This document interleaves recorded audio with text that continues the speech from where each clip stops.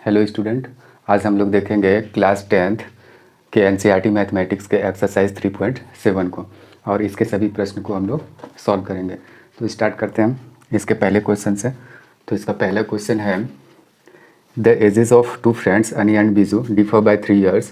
अनीज father Dharam is twice as old as Ani and Biju is twice as old as his sister Kathy. The ages of Kaithi and Dharam differ by 30 years। Find the ages of Ani and Biju. यहाँ कहा गया है एक दो friends है जिसका नाम है एक अनी और एक का नाम है बीजू। अनी और बीजू, अनी के फादर का नाम, अच्छा ये अनी और बीजू ये दोनों फ्रेंड्स हैं और अनी के फादर का नाम है धर्म, ये फादर है, फादर यानी अनीस फादर है, और बीजू की सिस्टर कैथी है, ये सिस्टर है यानी कि बीजू की सिस्टर। अच्छा, इसमें ये कहा गया है कि ये दोनों दोस्त के एज का डिफरेंस क्या दिया गया है, अनी और बीजू डिफर बाय 3 years। अगर ये और ये दोनों का डिफरेंस अगर 3 years हो तो ऑब्वियसली यानी कि ये अनी यानी बड़ा है और बीजू छोटा है, क्योंकि अनी और बीजू का डिफरेंस दिखाया गया है। तो इसमें मान लेते हैं कि ये अनी, अगर अनी यानी अनी बड़ा है, ठीक, इसमें यही सिर्फ इतना कह सकते हैं कि अनी बड़ा है। आगे जो कहा गया है वो ये दोनों का डिफरेंस दिया गया है कि 3 years का है। आगे देख लेते हैं क्या है। फिर आगे दिया गया है कि Dharam is twice as old as Ani, यानी अनी जितना है, अगर अनी 5 years अगर 15 years का है तो इससे 2 गुना है उसके पिताजी यानी 30 years के, ठीक, उससे 2 गुना है। अच्छा, आगे फिर इसका Biju is twice old as Ani and Biju is twice as old as his sister Kathy. और इस इधर अगर देखें तो बीजू और कैथी के बीच में कि कैथी, ऐसा कहा गया कि बीजू कैथी से 2 गुना है, यानी कि कैथी की जो आयु है, यहाँ लिखा है कि Biju is twice as old as his sister Kathy, यानी कि बीजू कैथी से 2 गुना है। तो भी अगर कैथी अगर 10 साल की लड़की है तो इसकी उम्र 20 साल, या अगर ये 6 साल की लड़की है तो इसकी उम्र 12 साल, ऐसे मान सकते हैं कि इससे 2 गुना है ये बीजू, ठीक। The ages of Kaithi and Dharam differ by 30। अच्छा, धर्म और कैथी ये दोनों का अगर डिफरेंस कहें तो 30 years का है। अच्छा, एक चीज़, ये दोनों दोस्त है, दोस्त के ये दोनों दोस्त में अनी बीजू से बड़ा दोस्त है ये अनी, तो अनी के जो पिताजी होंगे और ये जो छोटा दोस्त है और इसकी जो बहन है होगी, तो ये दोनों में कौन बड़े होंगे। अगर कॉमन सेंस लगाएं तो धर्म यानी कि अनी के पिताजी ही बड़े होंगे, तो इसके और इसके बीच का डिफरेंस यहाँ 30 years दिया गया है। और पहला क्या है, ये दोनों दोस्त के बीच का डिफरेंस क्या है, यानी दोनों के एजेस का डिफरेंस यानी कि 3 years है। ऐसा कहा गया है क्वेश्चन में कि अनी और बीजू के बीच का डिफरेंस है 3 years, धर्म और कैथी ये दोनों का अगर डिफरेंस कहें तो 30 years है। बस यही है। अब इसमें क्या करते हैं कि सबसे पहले इस क्वेश्चन को कैसे क्या माने, अगर यहाँ गौर से देखा जाए, ये रहा अनी और ये इसके पिताजी धर्म, ठीक, ये दोनों को एक साथ लेते हैं और फिर एक लेते हैं बीजू और उसकी बहन कैथी। अगर ये दोनों को एक साथ लें, क्या कहा गया है, ये दोनों और ये दोनों में क्या संबंध दिखाया गया है, ये कि अनी से धर्म 2 गुना है। तो अगर अनी को x मान लिया जाए तो धर्म का एज 2x मान लेंगे, ये हो जाएगा बहुत सिंपल सा। फिर ये कहा गया कि बीजू का एज कैथी से 2 गुना है, तो ऐसा कहा गया है तो कैथी का ही अगर हम y years मान लें तो इसका हो जाएगा 2y। ऐसे आराम से हम कर सकते हैं। और फिर जो पहले कंडीशन में क्या कहा गया था कि अनी और बीजू के बीच का डिफरेंस जो है कितना है, x - 2y। अगर मान लें कि अनी बड़ा है तो इस क्वेश्चन का 2 आंसर हो सकता है। अगर अनी को बड़ा मान के चलेंगे तो अनी माइनस बीजू करेंगे, अनी माइनस बीजू यानी कि अनी के एज में बीजू के एज को अगर माइनस करेंगे तो यहाँ 3 years दिखाएंगे। अगर अनी बड़ा है तो, अगर बीजू बड़ा है तो उसमें 2y में -x करेंगे तो वहाँ 3 दिखाएंगे। तो इस केस में क्या हो जाएगा कि दो आंसर हो सकता है इस क्वेश्चन का। लेकिन हम यहाँ अनी को बड़ा अगर लेके चलें तो अनी और ये बीजू के एज का डिफरेंस क्या है, 3 years।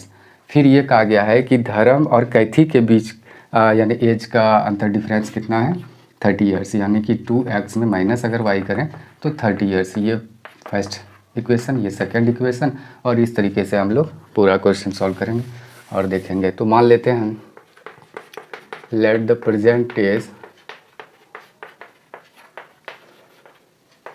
Edges of ages of इसका अनिका एंड कैथी, यही दोनों का मान के चलते हैं be x and y years respectively, years respectively. क्या हम लोग मान के चले हैं कि प्रेजेंट जो एज है अनी और कैथी का वो एक्स ईयर्स और वाई ईयर्स है, यानी कि अनी का एज एक्स ईयर्स है और ये कैथी का एज जो कैथी है उसका एज क्या है वाई ईयर्स है, ऐसा हम लोग मान के चले हैं। तो इस हिसाब से देन धर्म का आयु क्या हो जाएगा, धर्म्स प्रेजेंट एज, यानी कि अकॉर्डिंग टू क्वेश्चन ये कहा गया है कि धर्म का एज अनी के एज से दो गुना है, तो यानी कि 2x ईयर्स हो जाएगा ये उसके पिताजी की आयु। एंड वो बीजू की आयु, बीजूस प्रेजेंट एज क्या हो जाएगा, यानी कि कैथी के आयु से 2 गुना है ऐसा कहा गया है, तो ये हो जाएगा 2y ईयर्स। अब जैसा जैसा कहा गया है वैसा वैसा करेंगे। तो first condition from first condition ऐसा लिख सकते हैं, क्या कहा गया कि ये दोनों दोस्त के अनी और बीजू, यहाँ है बीजू का एज यानी 2y ईयर्स और यहाँ अनी का एज है x ईयर्स, ये दोनों का डिफरेंस क्या दिया गया है, डिफरेंस दिया गया है 3 ईयर्स का। तो 3 ऐसे शो कर दिए कि x minus 2y equal to 3, ये इक्वेशन फर्स्ट हो गया। And from the second, from the first condition तो ये हुआ था, फ्रॉम द सेकेंड कंडीशन क्या हो जाएगा, इसमें दिया गया है कि धर्म यानी कि अनी के जो पिताजी है धर्म उसका एज और ये कैथी एज का डिफरेंस है 30 ईयर्स। तो यहाँ दिखा देंगे हम लोग कि उसके धर्म यानी कि 2x अनी के पिताजी की आयु और कैथी की आयु है y ईयर्स, और इस तरीके से इसका दिखा देंगे 30 ईयर्स। अगर दोनों इक्वेशन को गौर से देखें तो क्या है, ये y वाला टर्म इक्वल नहीं है या तो x वाला भी इक्वल नहीं है, तो पहले ये दोनों को इक्वल कर लेते हैं, उसके बाद ये उस टर्म को हम लोग टर्मिनेट कर लेंगे। तो अब लिखते हैं from equation first and second. तो ये इक्वेशन फर्स्ट है हम लोगों का x minus 2y equal to 3, ये रहा इक्वेशन फर्स्ट, और दूसरा है 2x minus Y equal to 30, ये रहा सेकेंड इक्वेशन। तो अगर इसको 1 से इसको 2 से अगर मल्टीप्लाई करें तो हम क्या होता है देख लेते हैं, ये हो जाएगा x minus 2y equal to 3, और इसको अगर 2 से करें 2x minus 2y equal to हो जाएगा 60, और इस तरीके से ये वाला टर्म y वाला टर्म इक्वल हो गया। अब यहाँ ऑन सब्ट्रैक्टिंग क्या करते हैं, सभी निचले इक्वेशन के सभी टर्म के साइन को चेंज कर देते हैं। तो साइन चेंज करने के बाद ये दोनों टर्म यानी एलिमिनेट हो गया। अब इसका बचेगा क्या, x अब -4x इक्वल टू -3x, और इधर अगर देखें तो क्या हो जाएगा -57, और इस तरीके से x का वैल्यू हम लोगों के पास यानी -57 अपॉन -3 इक्वल टू 19, यानी x का वैल्यू हम लोगों के पास 19 आ गया। और फिर अब इस x का वैल्यू क्या करेंगे, इक्वेशन फर्स्ट में इसको रख देंगे। तो अब यहाँ लिखते हैं कि now on putting the value of क्या है x इन इक्वेशन फर्स्ट, यहाँ इक्वेशन फर्स्ट क्या है x minus 2y equal to 3, तो यहाँ हम x का वैल्यू रख लेते हैं। x का वैल्यू हम लोगों के पास है 19 माइनस 2y इक्वल टू 3, और फिर 19 इसको ट्रांसपोज करते हैं ये दोनों टर्म को, तो ये 3 हो जाएगा और इधर आ जाएगा 2y। अच्छा, फिर ये क्या हो जाएगा 16 इक्वल टू 2y, और इस तरीके से अगर दोनों को अगर पलट दें तो कोई फ़र्क नहीं पड़ेगा। उसके बाद हम देयरफॉर y 16 अपॉन 2 हो जाएगा इक्वल टू 8। तो x का वैल्यू हम लोगों के पास क्या है 19 और y का वैल्यू क्या है 8। तो क्वेश्चन में क्या निकालने के लिए, फाइंड आउट करने के लिए कहा गया था, इसमें the ages of Kaithi and Dharam differ by 30 years, find the ages of Ani और बीजू। तो इसमें अनी और बीजू का एज पूछा गया था, तो हैंस द अनी का एज क्या हो जाएगा, हैंस अनीज एज इक्वल टू हम लोग एक्स ईयर्स मान के चले थे, एक्स ईयर्स इक्वल टू क्या हो जाएगा, एक्स का वैल्यू है 19 ईयर्स, तो ये 19 ईयर्स हो गया। एंड बीजू का एज क्या था, बीजूज एज इक्वल टू 2y है, जो भी है ईयर्स। तो 2 इंटू वाई का वैल्यू हम लोगों के पास 8 आया है। 8 से इसको अगर मल्टीप्लाई कर दें तो ये हो गया 16 ईयर्स। तो इस क्वेश्चन का आंसर हो जाएगा 19 ईयर्स, और यानी अनिक का एज और बीजू का एज 16 ईयर्स। इसका आंसर एक डिफरेंट आंसर भी हो सकता है, अलग भी हो सकता है। जब हम लोग बीजू को बड़ा और अनी को जब छोटा मानेंगे तो उस केस में अलग आंसर हो सकता है। यहाँ हम लोग अनी को बड़ा मान के चले हैं तो इसका ये आंसर हुआ है। क्योंकि अगर देख सकते हैं ये दोनों का डिफरेंस यानी 3 आ रहा है। ऐसा नहीं है कि 16 में 19 को माइनस करेंगे तो 3 आएगा, वो -3 हो जाएगा, जो एज को रिप्रेजेंट नहीं करेगा। माइनस कोई भी निगेटिव नंबर एज को रिप्रेजेंट नहीं करता है। अब बढ़ते हैं अगले क्वेश्चन की तरफ। अगले क्वेश्चन क्या कह रहा है इसको पढ़ लेते हैं पहले। One says give me 100 friend, I shall then become twice as rich as you. The other replies if you give me 10 I shall be 6 times as rich as you. Tell me what is the amount of their capital, respective capital. तो इस question में दो दोस्त आपस में बातचीत कर रहे हैं।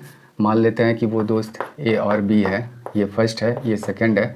तो फर्स्ट सेकंड से क्या कहता है कि अगर तुम गिव मी 100 फ्रेंड्स, अगर तुम हमको 100 दोगे यानी कि 100 रुपये दोगे तो I shall then become twice as rich as you, तो मैं तुमसे 2 गुना यानी अमीर हो जाऊंगा या ज़्यादा रिच हो जाऊंगा।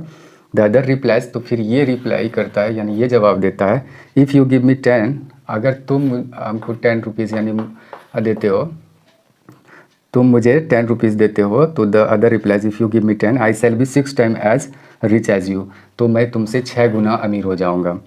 तो tell me what is the amount of their respective capital, तो उन लोगों के पास कितनी पूंजी है या धन है तो वो बताना है। अच्छा, मान लेते हैं कि ये दोनों दोस्त, वैसे तो मेंशन नहीं किया गया है कि ये दोनों दोस्त ए और बी है, मान लेते हैं हम लोग अपने से कि ये ए के पास x रुपीज़ है और ये बी के पास y रुपीज़ है। ये कैपिटल है यानी पूंजी है, उसके पास पैसा है। तो वो फर्स्ट कंडीशन में क्या कहा गया था वो देख लेते हैं। जरा पहले एक चीज़ को समझ लेते हैं। इधर अगर 2 व्यक्ति हो जैसे कि ए और बी, अगर जैसे कि अगर ये 90 है और ये भी 90 है, अगर इससे अगर हम 10 निकाल लें, अगर 10 निकालें, ये दोनों तो इक्वल है, पहले से हम देख रहे हैं कि ये इक्वल है। अगर इससे हम 10 निकाल लें तो क्या हो जाएगा, यहाँ 80 हो जाएगा। तो इसमें भी 10 निकालना पड़ेगा तब 80 के इक्वल होगा, मतलब इधर भी 80 और इधर भी 80 होगा। तो एक तरफ निकालने से क्या होता है कि वो हो जाता है जो भी, लेकिन यहाँ क्या होता है कि इक्वल रहना चाहिए, दोनों तरफ इक्वल रहना चाहिए। लेकिन यहाँ मेंशन ऐसा नहीं कहा गया कि इक्वल रहेगा, इक्वल किया जाएगा। जैसे यहाँ क्या हुआ, ये दोस्त है x और ये है y, दोनों पूंजी है। पहले का कहना है, क्या कहना है कि one says give me 100 friend, ये पहले का कहना है कि तुम हमको 100 दो, तो इसमें 100 माइनस हो जाएगा। ये 100 अगर देगा, जो पूंजी है उसमें 100 दे दिया, अब यही 100 इसके पास प्लस हो जाएगा। ठीक, अच्छा, I shall then become twice as rich as you, तो अब ये फिर कहता है कि मैं तुमसे 2 गुना अमीर हो जाऊंगा, जितना पैसा है तुम्हारे पास उससे 2 गुने के बराबर अब मेरी पूंजी है। तो इसमें क्या कर दिए, दूसरे वाले दोस्त के जो कैपिटल है उसको 2 गुना कर दिखा दिए। ये पहला हो जाएगा इक्वेशन हम लोगों के पास। सेकेंड क्या कहा गया है कि अदर, ये जो दोनों दोस्त हैं यानी कि x और y पूंजी वाले, तो ये दूसरे दोस्त, ये जो दूसरा दोस्त है ये रिप्लाई करता है इफ़ यू गिव मी 10, अगर तुम मुझे 10 रुपये दे दोगे, यानी ये y कैपिटल वाले दोस्त x कैपिटल वाले दोस्त से कहता है कि अगर तुम मुझे 10 रुपये दे दोगे, यानी कि ये इसमें 10 निकाल लिए तो इसमें 10 जुड़ जाएगा। तो I shall be 6 times as rich as you, यानी मैं तुमसे 6 गुना धनी हो जाऊंगा, जितना तुम्हारे पास पैसा है उसके 6 गुने के बराबर अब मेरे पास पैसा हो गया या हो जाएगा। ये कंडीशन है। तो ये अकॉर्डिंग टू सेकंड कंडीशन ये हो जाएगा। इससे इक्वेशन फॉर्म कर लेंगे और फिर आगे सॉल्व कर लेंगे। तो देखते हैं क्या है क्वेश्चन का कहना, और क्वेश्चन के अकॉर्डिंग हम लोग मान के, जो भी वेरिएबल मानना होगा मान के हम लोग आगे इसको फर्दर प्रोसेस करेंगे। तो इसमें क्या कहा गया है कि tell me what is the amount of their capital, let the amount of their capital, मान लेते हैं let the amount of their capital be x and y rupees, ये रुपीज़ का साइन ऐसे दे सकते हैं, x rupees and y rupees, ये दोनों दोस्त का है, यानी इसमें ये पहला दोस्त है और ये दूसरा दोस्त है। तो फ्रॉम क्वेश्चन ऐसे कह सकते हैं,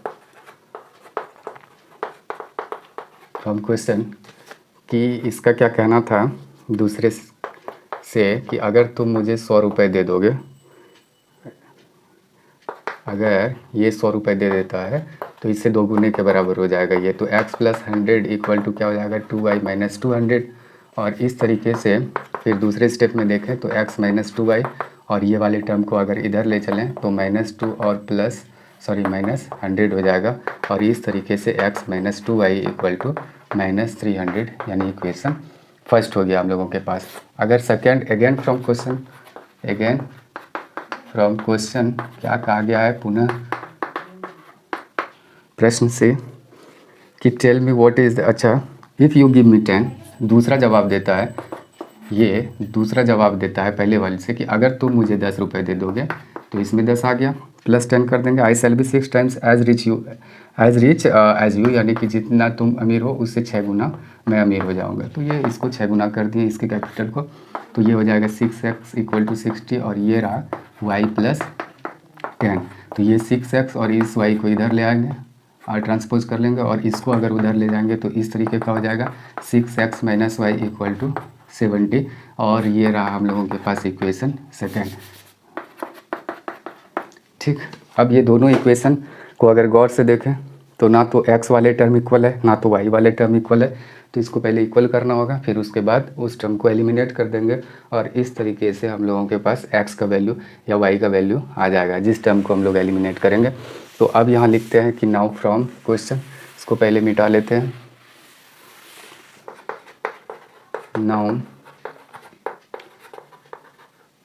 now from equation first and second, equation first क्या है वो लिख लेते हैं पहले, x - 2y इक्वल टू -300, ये इक्वेशन फर्स्ट है। और सेकंड है हम लोगों के पास 6x - y इक्वल टू 70, ये है दूसरा इक्वेशन। अब हम y वाले टर्म को अगर इक्वल करें तो इसके कोएफिशिएंट से और इस कोएफिशिएंट से इसके कोएफिशिएंट से दूसरे इक्वेशन को मल्टीप्लाई करेंगे, तो देन नाउ अब क्या हो जाएगा, अगर 1 से करेंगे तो कुछ नहीं चेंज होगा, वही का वही रहेगा। 2 से करेंगे तो 12x - 2y इक्वल टू 140 हो जाएगा ऐसे। और फिर इसको ऑन सब्ट्रैक्टिंग, यानी कि ये जिसको हम इक्वल किए हैं उसका साइन डिफरेंट नहीं है, डिफरेंट करने के लिए हम लोग वो सब्ट्रैक्ट करना होता है। तो सबका साइन नीचे वाले इक्वेशन का क्या करेंगे, जितने भी टर्म है उसके साइन को यानी चेंज कर देंगे, फिर ये कैंसिल हो जाएगा। और इस तरीके से 11x इक्वल टू ये क्या हो जाएगा इस तरीके का, देयरफॉर x इक्वल टू अगर करें तो -440 अपॉन -11, तो इस तरीके से हो जाएगा 40, x का वैल्यू हम लोगों के पास आ गया 40।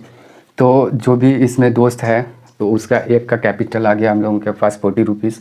अब देखते हैं इसी वैल्यू को हम इक्वेशन फर्स्ट या सेकेंड में रख देते हैं,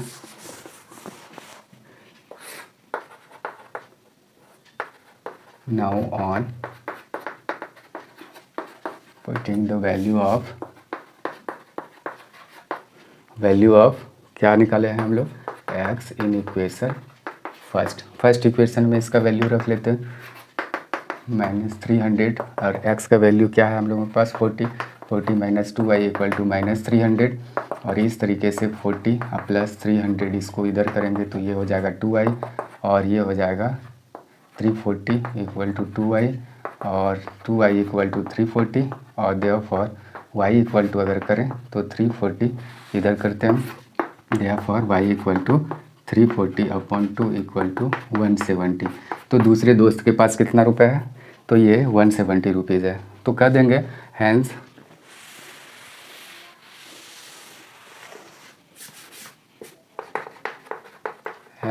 द अमाउंट ऑफ देयर, जो भी है कैपिटल्स क्या हो जाएगा आर, एक हो जाएगा 40 रुपीज़ एंड एक का हो जाएगा 170 रुपीज़, यही हो गया आंसर। तो स्टेटमेंट लास्ट में लिख सकते हैं कि hence the amount of their capitals are 40 rupees and 170 rupees. तो उन लोगों का कैपिटल यही हो जाएगा। अब बढ़ते हैं अगले क्वेश्चन की तरफ। ये था हम लोगों का दूसरा क्वेश्चन। अब तीसरा क्वेश्चन पढ़ते हैं, third number question. A train covered a certain distance at a uniform speed. If the train would have been 10 kilometers per hour faster, it would have taken 2 hours less than the scheduled time. And if the train were slower by 10 kilometers per hour, it would have taken 3 hours more than the scheduled time. Find the distance covered by the train. ऐसा कहा गया है कि एक train कोई distance है और train covered a certain distance, कोई खास दूरी को कवर करती है वो ट्रेन एक यूनिफॉर्म स्पीड से।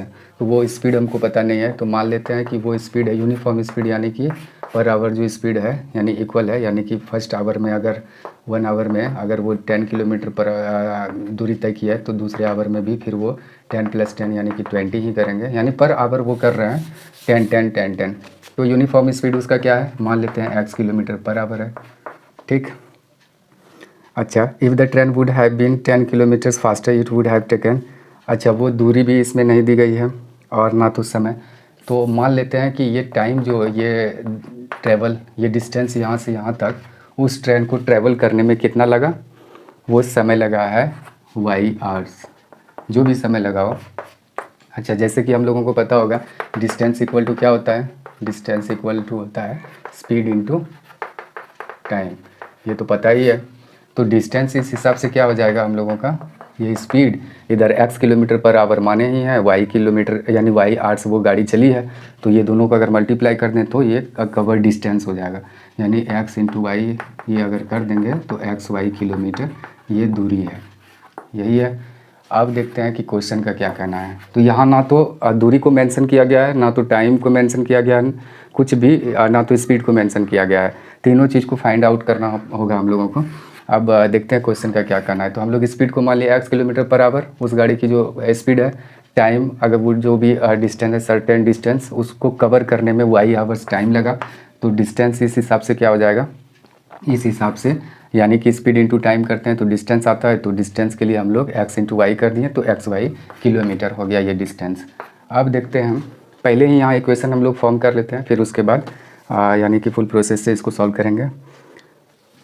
तो जैसा कि स्पीड इंटू अगर टाइम करते हैं तो डिस्टेंस होता है, यानी कि स्पीड ज़्यादा हो या कम हो तो इससे क्या फ़र्क पड़ेगा, अगर स्पीड ज़्यादा कर देंगे तो टाइम कम लगेगा, लेकिन दूरी तो वही रहेगी, यानी कि जो भी डिस्टेंस है डिस्टेंस चेंज नहीं होने वाला है, जो भी चेंज होगा। अगर टाइम ज़्यादा बढ़ा देंगे हम लोग, अगर टाइम को ज़्यादा बढ़ा दिए मतलब कि गाड़ी स्लो है, इसको कम कर देंगे, लेकिन डिस्टेंस वही रहेगा। तो इस हिसाब से हम क्या करेंगे कि यहाँ पहला जो कहा गया है कि if the train would have been 10 kilometres per hour faster, अगर ये 10 किलोमीटर फास्टर चली होती है ट्रेन, यानी इसकी स्पीड अगर x + 10, नॉर्मली तो यही है यूनिफॉर्म स्पीड, अगर 10 किलोमीटर उसमें ज़्यादा चली होती, it would have taken 2 hours less than the schedule time. तो जो इसका शेड्यूल टाइम है y घंटे, तो इससे ये 2 घंटे कम समय लेती, लेकिन डिस्टेंस तो वही रहने वाला है x × y। तो हम लोगों का पहला इक्वेशन यही फॉर्म हुआ। दूसरा अगर देखें तो फिर हम लोगों का इधर देख लेते हैं क्या हो जाएगा, ये स्पीड है इनटू अगर ये टाइम करेंगे शेड्यूल टाइम, ये स्पीड है यूनिफॉर्म स्पीड और ये schedule time equal to distance हो जाएगा xy हम लोगों का।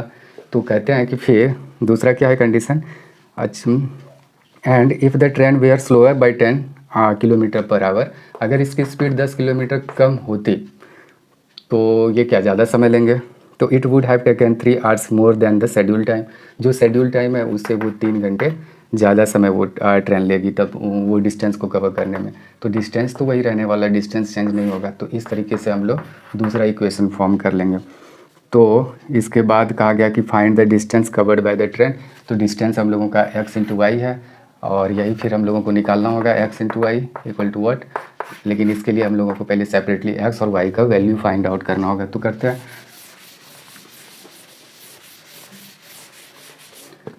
3 का अगर सॉल्यूशन देखें, मान लेते हैं let the uniform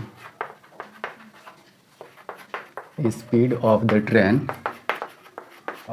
train be x kilometre per hour, ये मान लिए। And the time taken to cover the distance, जो भी डिस्टेंस दी गई है, दूरी जो भी दी गई है, and the time taken to cover the distance equal to या तो बी वाई आवर्स, यानी इसमें हम लोग मान लिए कि जो भी डिस्टेंस है उसको कवर करने में वो शेड्यूल टाइम वो क्या लग रहा है, वाई आवर्स, यानी कि वाई घंटे। तो इस हिसाब से देन कह सकते हैं कि travel total distance equal to या टोटल कवर डिस्टेंस, इसमें जिस तरीके का लिखा होगा उसे find the distance covered by the train, then the distance covered by the train क्या हो जाएगा, x किलोमीटर पर आवर से वो गाड़ी चल रही है, कितने घंटे तक वो चली है, y किलोमीटर। तो ये दोनों को अगर मल्टीप्लाई हम लोग कर दें तो वो कवर डिस्टेंस हो जाएगा। तो x इंटू वाई करेंगे तो एक्स वाई, ये क्या हो जाएगा, किलोमीटर, ये क्या है, डिस्टेंस। अच्छा, नाउ फ्रॉम क्वेश्चन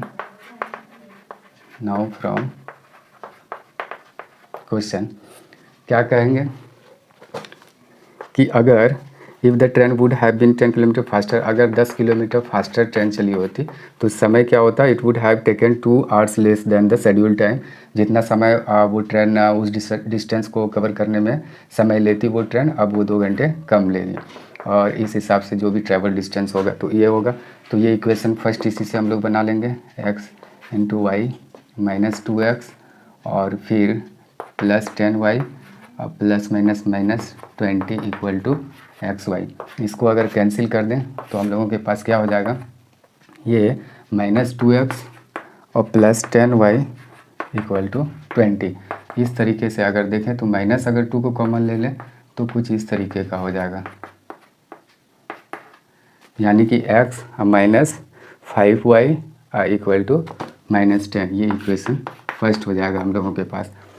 एक बार क्रॉस चेक कर लेते हैं कि हम लोग स्पीड को अगर 10 किलोमीटर बढ़ा दिए तो टाइम क्या हो जाएगा, 2 घंटे घट जाएगा।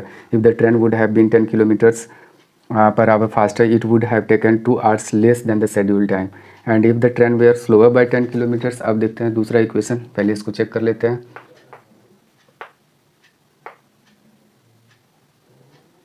Minus 2x plus 10y equal to क्या हो गया, प्लस 20 इधर इक्वल टू, और फिर इस तरीके से यहाँ हम माइनस 2 कॉमन लिया है तो इस हिसाब से क्या हो जाएगा, x minus 5y equal to minus 10। Equation first हो गया। और फिर से हम लिखते हैं, इसको इरेज कर देते हैं। Again from question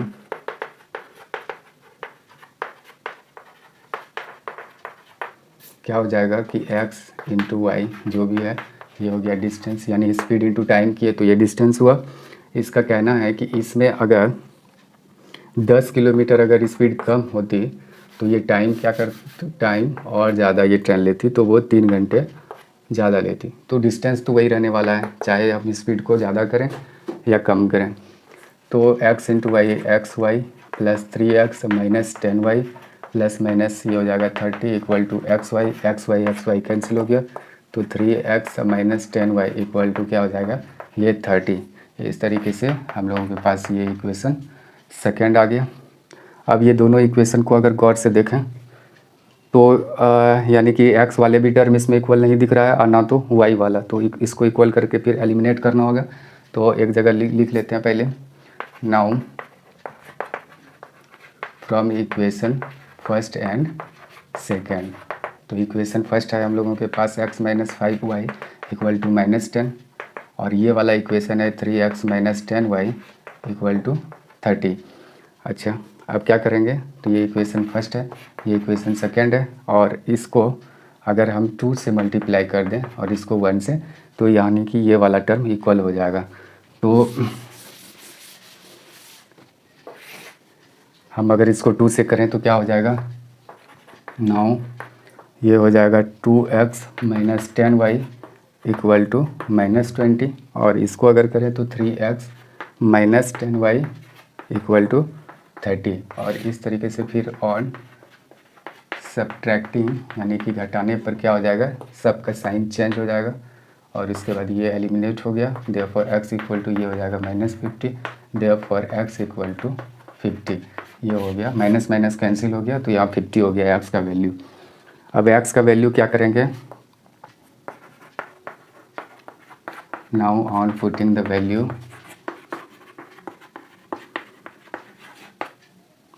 of x in equation, किस इक्वेशन में, यानी कि फर्स्ट इक्वेशन में हम लोग रख लेते हैं इसको। इक्वेशन फर्स्ट क्या देखते हैं कि x का डायरेक्ट वैल्यू ही रख देते हैं, x - 5y इक्वल टू -10। इस तरीके से ये 50 होगा, +10 इक्वल टू 5y। इस तरीके से फिर हम लोगों के पास आ जाएगा 60 इक्वल टू 5y, तो 5y equal to 60। Therefore y equal to देखें तो 60/5 इक्वल टू 12 आ जाएगा। तो हम लोगों के पास क्या क्या आ गया, x का वैल्यू 50 और y का वैल्यू 12। तो यहाँ हम लोगों को डिस्टेंस निकालना था कवर्ड बाय द ट्रेन, तो हैंस या देयरफॉर लिख सकते हैं the distance covered by the train equal to XY था, जो भी था किलोमीटर में था, ये किलोमीटर में। तो x का कितना वैल्यू हम लोग निकाले हैं 50, इंटू y क्या निकाले हैं 12। ये दोनों को गुना करके जो भी होगा किलोमीटर में आ जाएगा डिस्टेंस, तो ये हो जाएगा 600 किलोमीटर। यही हम लोगों का आंसर हुआ। तो ये जो ट्रेन के द्वारा कवर डिस्टेंस है। अब देखते हैं अगले क्वेश्चन को। अगला क्वेश्चन चौथा क्वेश्चन है, 4th नंबर। अब देखते हैं चौथे क्वेश्चन को।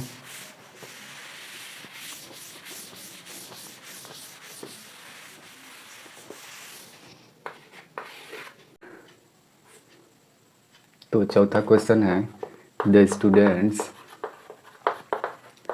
Students of a class are made to stand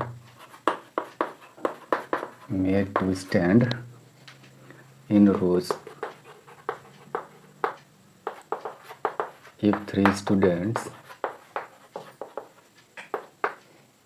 if three students are extra in a row,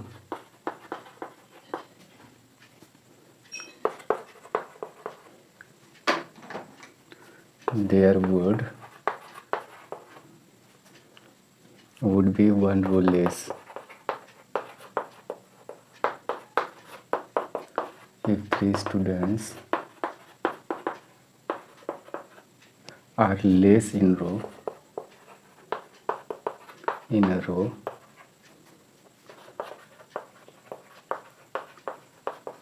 there would be 2 rows more. Find the number of students. Find the number of students in the class. क्या है question का कहना, एक बार repeat करते हैं। The students of a class are made to stand in a row, यानी कि class में जितने भी स्टूडेंट्स हैं उसको रो में यानी कि ऐसे खड़े करवाने हैं ऐसे, ठीक। तो if 3 students are extra in a रो ऐसे होता है वर्टिकली, ऐसे सॉरी हॉरिजॉन्टली ऐसे इस तरीके का। अब इसमें कुछ स्टूडेंट्स हैं, प्रत्येक रो में कुछ स्टूडेंट्स हैं, जैसे ऐसे ऐसे ये है। तो इसको फिर से दिखाते हैं हम कि ये रहा एक रो, ये दूसरा रो, ये तीसरा रो, ये एक रो इधर है, ये ऐसे कुछ है। तो ये पहला रो हुआ, ये दूसरा, ये तीसरा, ये चौथा। तो कहना क्या है कि सब स्टूडेंट्स को रो में खड़े करवाने हैं ऐसे। If 3 students are extra in a row, अगर ये रो में कितने स्टूडेंट अभी दिख रहा है, यानी कि 4 दिख रहा है। अगर इसमें 4 स्टूडेंट्स, यानी क्या कहा गया 3 स्टूडेंट्स, अगर इसमें ज़्यादा होते तो क्या होता कि there would be 1 row less, तो एक रो लेस मतलब कम होता। अगर इसमें यही स्टूडेंट पीछे वाले स्टूडेंट को उठा के अगर 3-3 ये ऐसे उठा उठा के इसमें अगर रखते हैं तो इस तरीके से 1 रो 2 रो, अभी यहाँ 4 रो देख रहे हैं तो वहाँ 3 ही रो बन पाता, ऐसे ये 3 ही रो बनता। अगर ये पीछे के स्टूडेंट 3 स्टूडेंट उठा के अगर इसमें बढ़ा देते स्टूडेंट, यानी प्रत्येक रो में जितने भी स्टूडेंट है अगर 3 स्टूडेंट इसमें 3 स्टूडेंट इसमें 3 स्टूडेंट इसमें बढ़ा देते तो लास्ट वाला रो जो होता वो ख़त्म हो जाता, एक रो लेस हो जाता। If 3 students are less in a row, और दूसरा कंडीशन क्या कर रहा है कि अगर जितने भी स्टूडेंट अभी है, अभी जैसे कि देख रहे हैं यहाँ की 4 स्टूडेंट है, अगर इसमें 3 स्टूडेंट्स लेस होते प्रत्येक में, सपोज़ कि इस रो में 5 स्टूडेंट है, इसमें भी 5 स्टूडेंट या 5 स्टूडेंट, इसमें भी 5 स्टूडेंट, प्रत्येक रो से अगर 3 कम ही होते तो अगर इसमें यानी कि 5 है, 3 अगर आप कम कर दें तो सिर्फ 2 ही होता है, इसमें भी 2 2 और 2, तो ये जितने भी स्टूडेंट हो गए तो सब पीछे फिर लगेंगे ऐसे रो बनाते हुए, तो ये क्या हो जाएगा रो, फिर नंबर ऑफ रोज़ इंक्रीज हो जाएगा। If 3 students are less in a row तो there would be 2 rows more, तो इस तरीके से क्या हो जाएगा 2 रोज़ और ज़्यादा हो जाएगा, ऐसे ऐसे बन जाएगा, क्योंकि इससे अगर 3 को निकाल के पीछे लगाएं, इससे 3 को लगा के पीछे मतलब खड़े कर दें, तो इस तरीके से रोज़ की संख्या बढ़ जाएगी, इंक्रीज़ हो जाएगी। तो find the number of students in the class, तो क्लास में कितने स्टूडेंट्स हैं वो हम लोगों को बताना है। तो सबसे पहले क्या करेंगे हम लोग, अगर मान लें कि रोज़ की संख्या जो ऐसे खड़े हैं ये मान लें कि x है नंबर ऑफ़ रोज़, और प्रत्येक में स्टूडेंट की जो संख्या है वो मान लें, ये जो संख्या है नंबर ऑफ़ स्टूडेंट उसको मान लें कि y है। यहाँ देख रहे हैं कि कितने 4 रोज़ है, अगर यहाँ 4 रोज़ है, और प्रत्येक में अगर यहाँ 5 यानी कि ऐसे शो किया है 5 स्टूडेंट है, तो टोटल स्टूडेंट कितने हो गए, इस रोज़ में भी 5, इस रोज़ में 5, इस रोज़ में 5 5, तो इस तरीके से 4 5 जो कितना हो जाएगा 20, टोटल स्टूडेंट 20। तो इसी तरीके से अगर हम टोटल रोज़ की संख्या अगर y माने और प्रत्येक रोज़ में स्टूडेंट की संख्या को अगर y मान लें तो total number of student class में कितने हो जाएंगे, यानी कि रोज़ का नंबर और ये एक रोज़ में कितने स्टूडेंट्स है उससे अगर मल्टीप्लाई कर दें यानी x इंटू वाई कर दें तो ये टोटल नंबर हो जाएगा क्लास में टोटल स्टूडेंट की संख्या। ठीक, तो इस तरीके से पहला कंडीशन जो है उसके अकॉर्डिंग हम लोग जो यहाँ इक्वेशन फॉर्म करेंगे वो देख लेते हैं। तो हम क्या देखें कि नंबर ऑफ़ रोज़ जो है और अगर उसको मल्टीप्लाई कर दें प्रत्येक रोज़ में स्टूडेंट की संख्या से, तो यहाँ टोटल स्टूडेंट की संख्या हम लोग यानी कि निकल आता है। तो इस तरीके से क्या करेंगे, यहाँ जो नंबर ऑफ़ रोज़ है तो पहला कंडीशन क्या है, the student of a class are made to stand in rows if 3 students are extra in a row. ये स्टूडेंट की संख्या है, कह रहे हैं कि अगर इसमें 3 स्टूडेंट को अगर बढ़ा दिया जाए तो क्या होगा, in row there would be 1 rows less, तो जितने नंबर ऑफ रोज़ है उससे एक वो कम हो जाएगा। लेकिन ये तो नहीं है कि स्टूडेंट की संख्या उसमें मतलब कि इंक्रीज़ या डिक्रीज़ होगा, ऐसा कुछ नहीं है, क्योंकि क्लास में अगर रोज़ से ऐसे उठा के इधर पीछे खड़े करवा दें ऐसे, या तो यहाँ से इधर लगवा दें, तो इससे नंबर ऑफ़ स्टूडेंट्स पे कोई फ़र्क नहीं पड़ने वाला है, जितने स्टूडेंट्स है क्लास में उतने ही रहेंगे।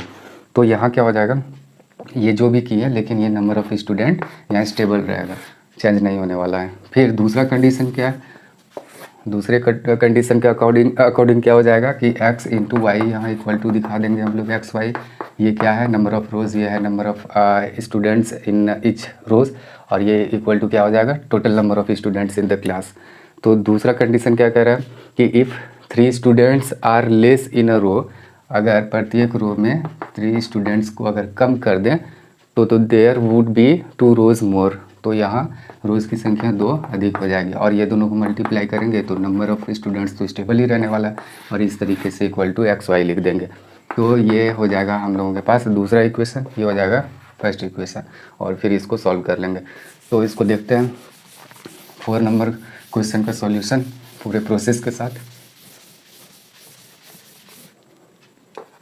4 नंबर का रहा ये सॉल्यूशन। सबसे पहले मान लेते हैं कि let the number of rows be x, ये मान लेते हैं कि नंबर ऑफ रोज़ क्या है x, and the number of students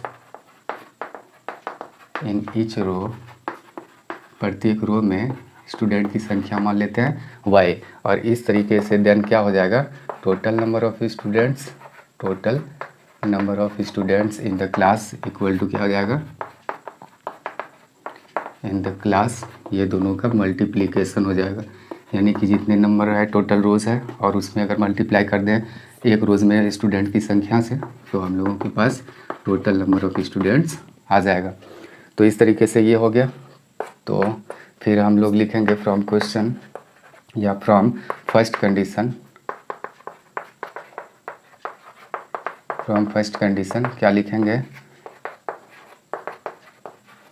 क्या था कि प्रत्येक रोज़ में अगर स्टूडेंट की संख्या को हम लोग 3 students are extra in each row, अगर 3 स्टूडेंट्स को एक्स्ट्रा कर दें, ये देख पा रहे हैं ऐसे कर देंगे तो रोज़ की संख्या क्या हो जाएगी, there would be 1 row less, यानी एक रो लेस हो जाएगा।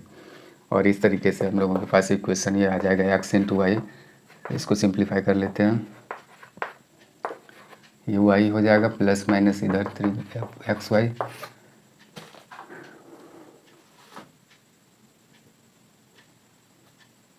और इसके बाद दूसरे स्टेप में हम लोग क्या लिखेंगे, x y plus 3x minus Y.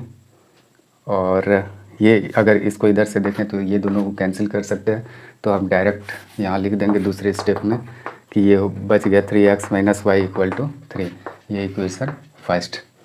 अच्छा, फिर दूसरे अगर कंडीशन के अकॉर्डिंग देखें तो क्या हो जाएगा, फ्रॉम फर्स्ट कंडीशन, अब फ्रॉम सेकंड कंडीशन क्या हो जाएगा,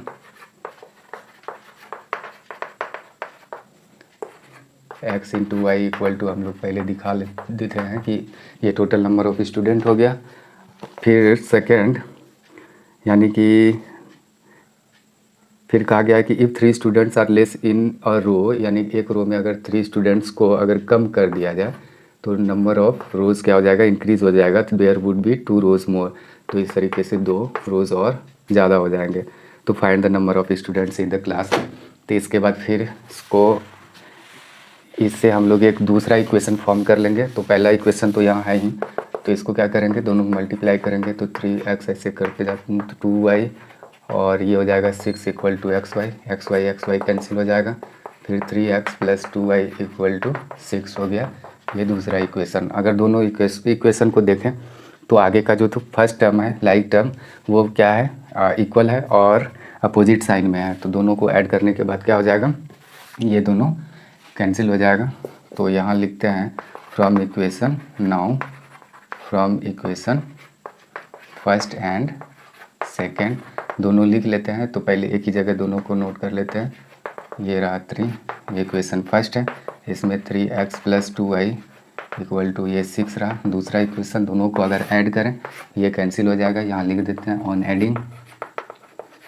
और फिर क्या बचेगा, इधर 2y में माइनस अगर ये कर दें एक y सिंगल y, तो ये y इक्वल टू 9 हो जाएगा। इस तरीके से हम लोगों के पास y का वैल्यू 9 आ गया। अब इस 9 का वैल्यू यानी y का वैल्यू इक्वेशन फर्स्ट में इसका वैल्यू पुट कर देते हैं। Now on putting the value of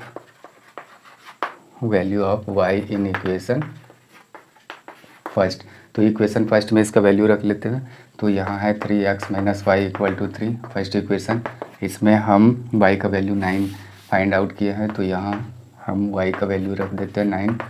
और इसके बाद क्या हो जाएगा अगले स्टेप में 3x इक्वल टू 3 प्लस 9, और इस तरीके से हम लोगों के पास x का वैल्यू 12 आ गया। तो ये जो x का वैल्यू है क्या है, ये नंबर ऑफ़ रोज़ है, और ये क्या है, तो ये है number of student in each row, यानी y का जो वैल्यू है। तो इस तरीके से टोटल नंबर ऑफ़ स्टूडेंट हम लोग एक्स वाई मान के चले थे, निकाले भी थे, तो इसलिए टोटल नंबर ऑफ़ लास्ट में लिख सकते हैं therefore total number of student, इधर लिख लेते हैं total number of students in the class क्या हो जाएगा हम लोगों का, इक्वल टू एक्स वाई था, और x का वैल्यू 12 है और y का वैल्यू 9 है, और इस तरीके से हम लोगों के पास इसका वैल्यू 108 आ गया। यानी कि टोटल स्टूडेंट्स कितने हैं क्लास में, 108 है। तो इस तरीके से हम लोग यानी 4th नंबर क्वेश्चन को सॉल्व कर लिए। अब बढ़ते हैं अगले क्वेश्चन की तरफ।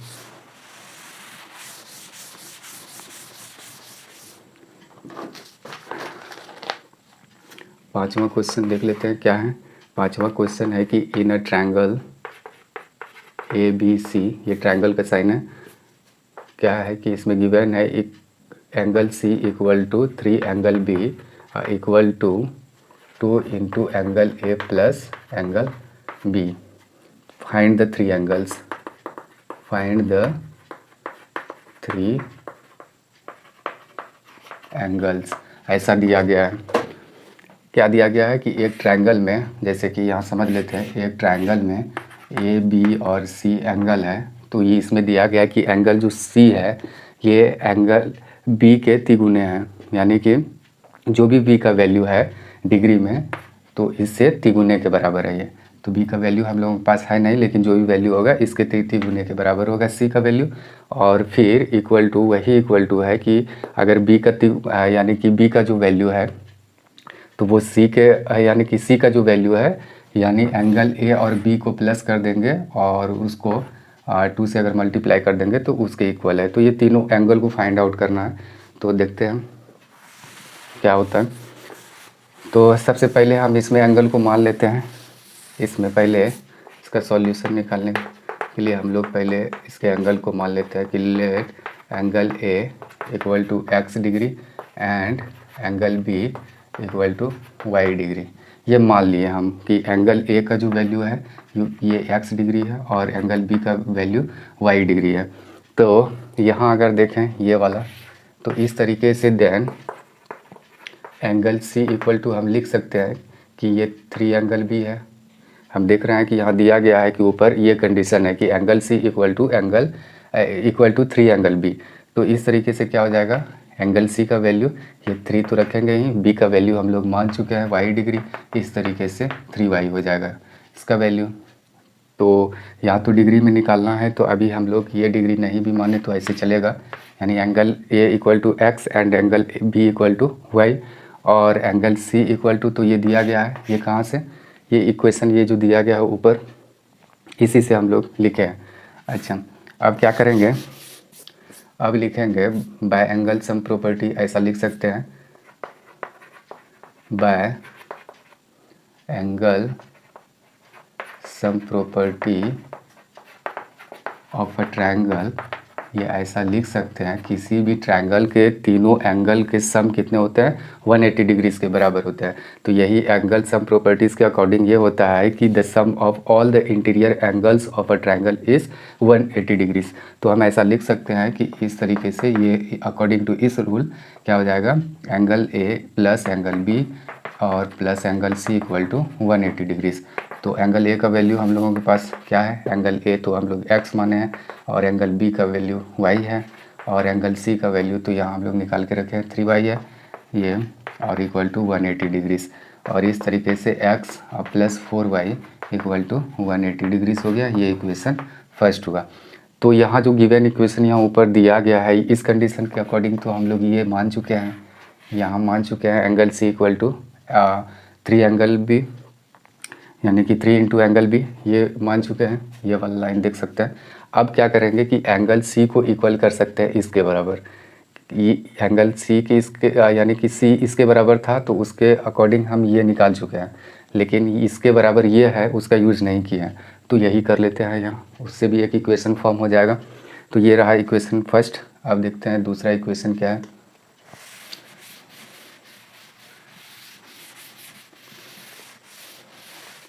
दूसरा इक्वेशन हो जाएगा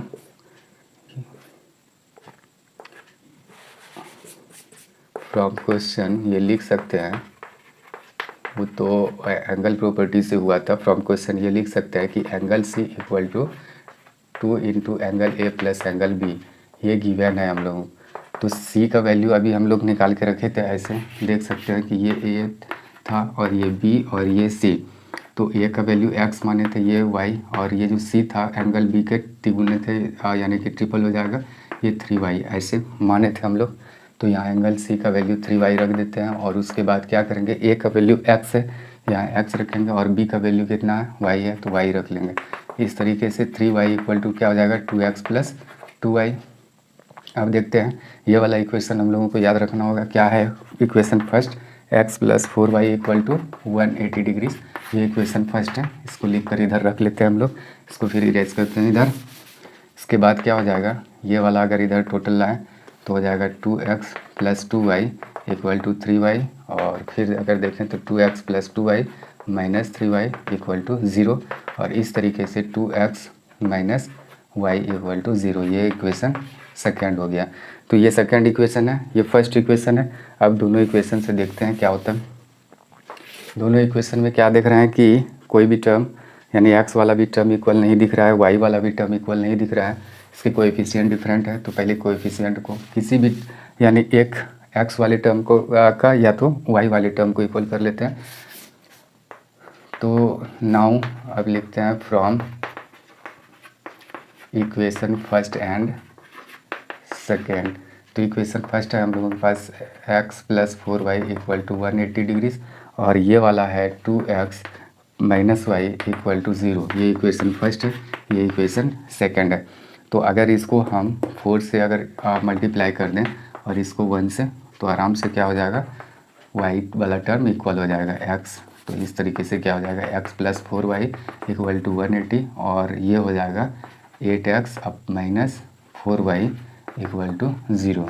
और इस तरीके से ये ऑन एडिंग यानी कि जोड़ने पर क्या हो जाएगा, ये दोनों टर्म हम लोग एलिमिनेट कर देंगे। उसके बाद फिर बचेगा ये 9x इक्वल टू 180, और इस तरीके से देयरफॉर x का वैल्यू आ जाएगा 180 अपॉन 9 इक्वल टू 20।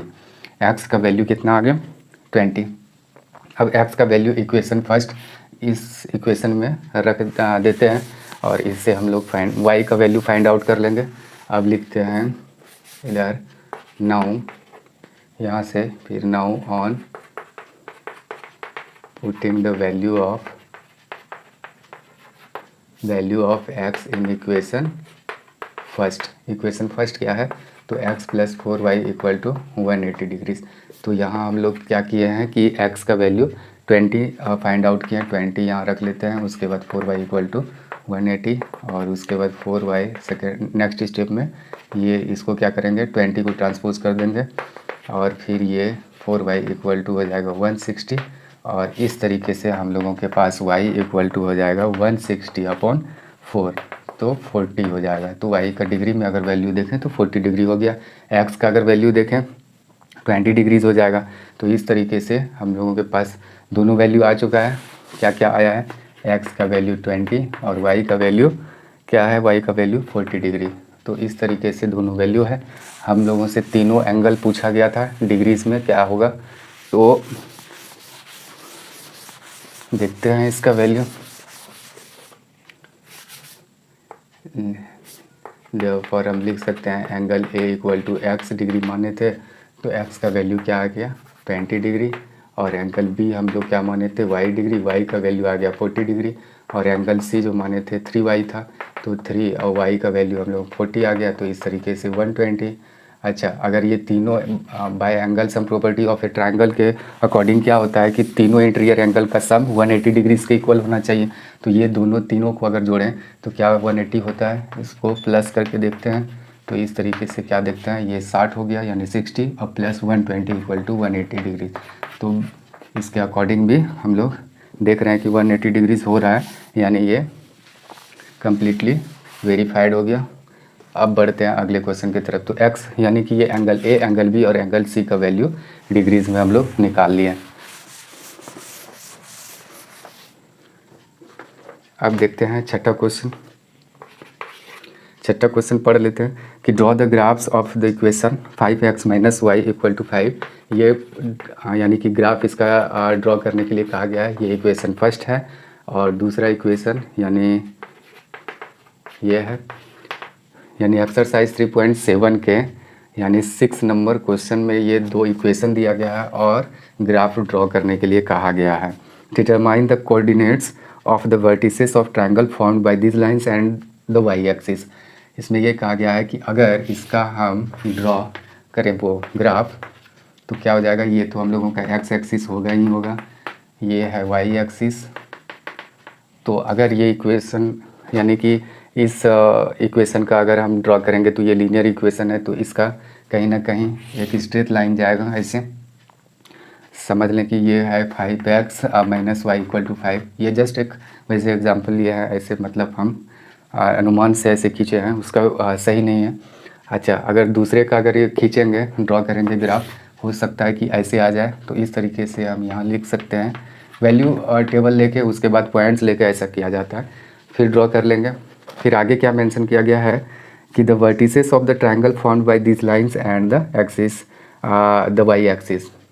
इसमें ये कहा गया है कि ये जो लाइन, इसका अगर हम लोग यानी ग्राफ ड्रॉ करेंगे तो ये लाइन जो दो लाइन है और इसके साथ साथ वाई एक्सिस, ये लाइन जो है, ये दो लाइन और वाई एक्सिस के द्वारा जो ट्रायंगल फॉर्म हो रहा है, तो यही ट्रायंगल फॉर्म हो रहा है जैसे देख पा रहे हैं, ये ट्रायंगल, यानी ये लाइन और वाई एक्सिस के थ्रू, यानी कि तीनों लाइन के सहायता से ये ट्रायंगल फॉर्म हो रहा है। तो कहते हैं कि यही डिटरमाइन करना है ये तीनों वर्टिसेस, इस ट्रायंगल के तीनों वर्टिसेस। हम लोग ये क्या करेंगे, ग्राफ शीट या ग्राफ पेपर पे ये दोनों इक्वेशंस का क्या करेंगे, पहले ग्राफ खींच लेंगे, ड्रॉ कर लेंगे, उसके बाद देख लेंगे ये तीनों जो, यानी ये दोनों लाइन, ये दोनों इक्वेशन का जो ग्राफ ड्रॉ करेंगे, उसके बाद फिर वाई एक्सिस के द्वारा ये दोनों लाइन के द्वारा जो ट्रायंगल फॉर्म होगा, और उस ट्रायंगल का क्या करेंगे हम लोग, यानी कि ये वर्टिसेस का हम लोग को यानी कोऑर्डिनेट्स वगैरह सब फाइंड आउट कर लेंगे। यानी हो सकता है कि ये वाला अगर यानी कि 0 - 2 आए, हो सकता है कि इसका यानी कि 5 और 3 आए, हो सकता है कि इसका 0 और 7 आए, एक इस तरीके का। तो यही फाइंड आउट करना है, तो उसमें एक्यूरेट निकलेगा। ऐसे इस बोर्ड पर पॉसिबल नहीं है, तो ये खुद करें। और बढ़ते हैं अगले क्वेश्चन की तरफ। ये रहा छठा, आप देखते हैं 7वें क्वेश्चन को, यानी 7th नंबर क्वेश्चन है कि solve the following pair of linear equation. यहाँ सॉल्व करने के लिए दिया गया है, solve the following pair of linear equation, pair of linear equations. ये जो पेयर है लीनियर इक्वेशन के, इसको सॉल्व करना है। तो इसमें पहला दिया गया है p x plus q y equal to p minus q, और दूसरा है q x minus p y equal to p plus q. तो ये रहा हम लोगों का क्वेश्चन, इसको सॉल्व करना में। यहाँ अगर देखें तो वेरिएबल एक्स वाई है, ये एक्स वाई, ये भी एक्स वाई, और जो पी क्यू, क्यू पी और ये सब जो है, तो ये सब कोई नंबर हो सकता है, रियल नंबर। अच्छा, तो अगर यहाँ देखें तो यहाँ अगर x वाले टर्म को देखें तो ये भी इक्वल नहीं दिख रहा है, y वाले टर्म को देखें तो ये भी इक्वल नहीं दिख रहा है। तो हम लोगों को इक्वल करना होगा, तब एलिमिनेट हो जाएगा। तो इसको फर्स्ट वाले इक्वेशन को p से और ये सेकंड वाले को इस y के कोएफिशिएंट यानी q से मल्टीप्लाई अगर कर दें तो ये इक्वल हो जाएगा, ये y वाला टर्म, और इसी को एलिमिनेट कर देंगे हम लोग। तो करते हैं, अगर ऐसा करें तो क्या होगा, p से अगर करेंगे तो p स्क्वायर x हो जाएगा, ये हो जाएगा p क्यू वाई, और अगर इसको करें तो P square minus P Q हो जाएगा। और ये इस क्यू से टोटल इक्वेशन में अगर गुना करें, मल्टीप्लाई करें, तो क्यू स्क्वायर एक्स हो जाएगा, ये हो जाएगा पी क्यू वाई, और इक्वल टू ये हो जाएगा पी क्यू और प्लस हो जाएगा क्यूब स्क्वायर। और इस तरीके से अगर देखें तो ये वाला जो इक्वल देख रहे हैं वाई टर्म, तो इसमें अपोजिट साइन है, तो ये तो एलिमिनेट हो जाएगा, कैंसिल हो जाएगा। क्या चीज़ करने के बाद, ऑन एडिंग यानी जोड़ने के बाद। अगर साइन चेंज नहीं करना पड़ रहा है, इट मीन्स कि वो जोड़ रहा है। अगर साइन चेंज करना पड़ रहा है तो इट मीन्स कि उसको माइनस यानी सब्ट्रैक्ट कर रहा है। तो ये दोनों कैंसिल हो गया, और इस तरीके से क्या बचा यहाँ, P square X plus Q square X, और इधर क्या है पी क्यू, और पी क्यू कैंसिल हो जाएगा प्लस माइनस में, और इधर बच गया P square plus Q square. अच्छा, फिर अगर देखें, अगर इसी में देखें तो x कॉमन आ जाएगा, x कॉमन ले लिए तो P square plus Q square बच गया। यहाँ देख सकते हैं इसमें हम कॉमन x लिए हैं। फिर इधर क्या देख रहे हैं कि आर एच एस साइड यानी पी स्क्वायर अब प्लस क्यू स्क्वायर है, और इस तरीके से देयरफॉर अगर x कहें तो ये P square plus Q square रहेगा ही, और ये नीचे आ जाएगा डिवाइड में, और इस तरीके से दोनों एक ही है। तो कैंसिल करके x का वैल्यू क्या देख रहे हैं, 1 आ गया। तो ये x का वैल्यू 1 आ गया। अब x का वैल्यू इक्वेशन फर्स्ट में इसका वैल्यू रख देंगे। तो now on putting the value of putting the value of x in equation क्या है फर्स्ट इक्वेशन क्या है, पी एक्स यहाँ लिख लेते हैं, p x plus q y equal to p minus q. तो पी का वैल्यू पी का यहाँ एक्स का वैल्यू निकाल चुके हैं 1 है, तो 1 यहाँ पुट करते हैं, ये हो गया, ये फिर इस तरीके का हो जाएगा हम लोगों के पास। फिर इसको इरेज करना चाहेंगे, फिर अगले स्टेप में अगर इसको देखें क्या हो जाएगा, ये हो जाएगा पी अब plus q y equal to p minus q. दोनों तरफ पी कैंसिल कर सकते हैं, यानी कि सेम वो है क्या कहते हैं साइन, तो इसको कैंसिल कर दें तो ये क्यू वाई इक्वल टू क्या हो जाएगा minus q, therefore y equal to अगर करें तो minus q upon q minus 1। तो वाई का वैल्यू देख रहा है -1 आ गया और एक्स का वैल्यू देख रहे हैं 1 आ गया। इस तरीके से ये इक्वेशन हम लोगों का सॉल्व हो गया। तो अब बढ़ते हैं अगले क्वेश्चन की तरफ।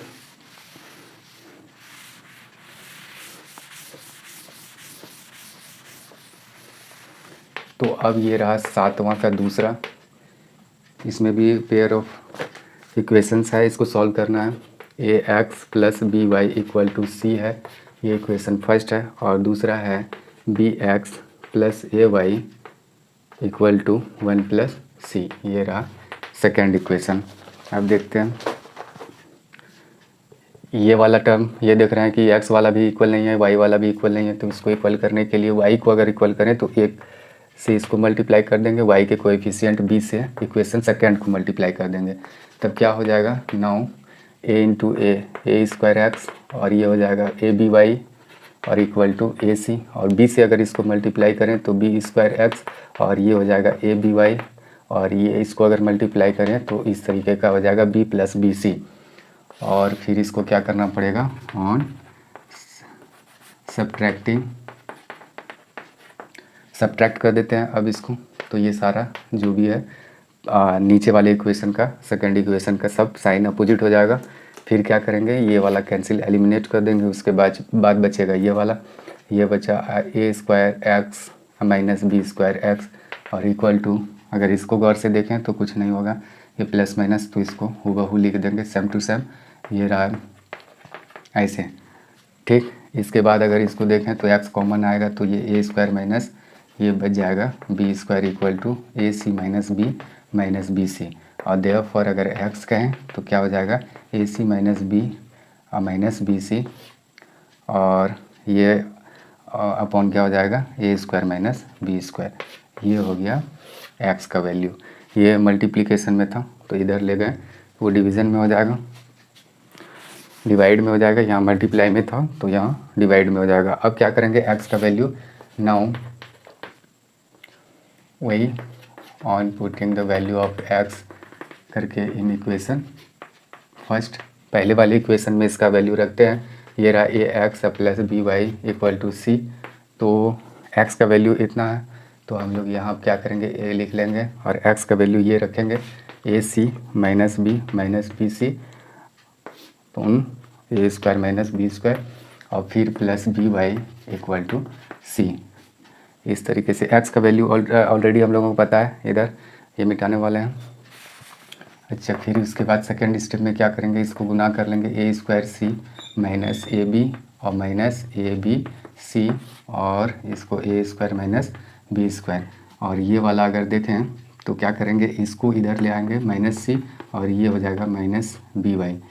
तो ऐसा कर सकते हैं, या तो इसको ऐसे रहने देते हैं, हूबहू प्लस बी वाई है और इक्वल टू सी है, रहने देते हैं। अगले स्टेप में क्या करेंगे,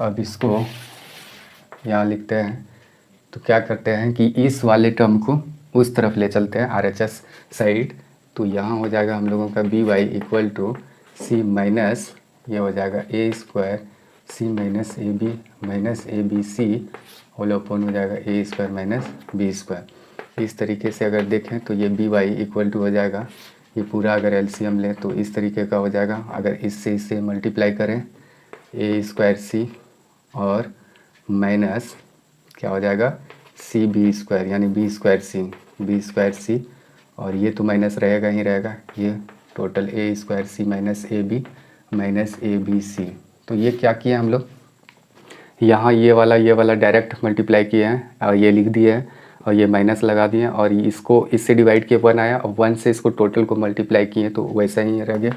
और ये b बाई इक्वल टू, अगर इसको देखें प्लस माइनस इसका अगर कर लें, ब्रैकेट को अगर रिमूव करेंगे तो क्या हो जाएगा, A square C plus A B plus A B C, और ऐसे हो जाएगा A square minus B square. यहाँ अगर देखें तो ये वाला कैंसिल हो जाएगा, बच गया ये। तो फिर यहाँ बी बाई इक्वल टू लिख सकते हैं ये वाला टर्म ए बी सी, या तो जैसे भी लिखना हो तो ये माइनस वाला टर्म उधर रख लेते हैं, पहले प्लस वाले को ले लेते हैं। तो ये रहा A B C plus A B और ये रहा माइनस बी स्क्वायर सी और ये whole upon A square minus B square, ये हो गया। अब क्या करेंगे, ये बी जो है अगले स्टेप में देखते हैं।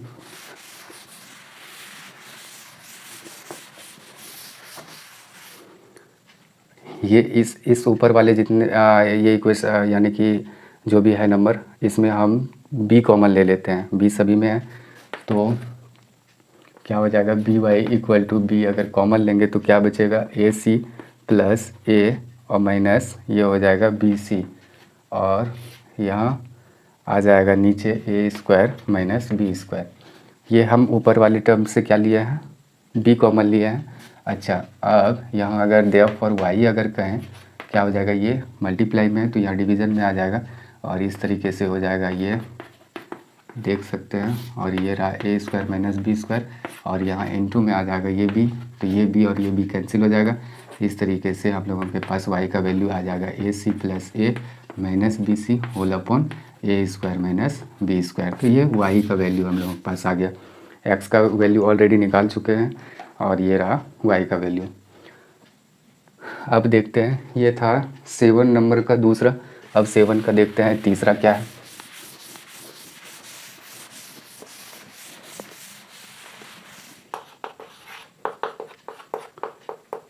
अब देखते हैं 7 के तीसरे नंबर क्वेश्चन को।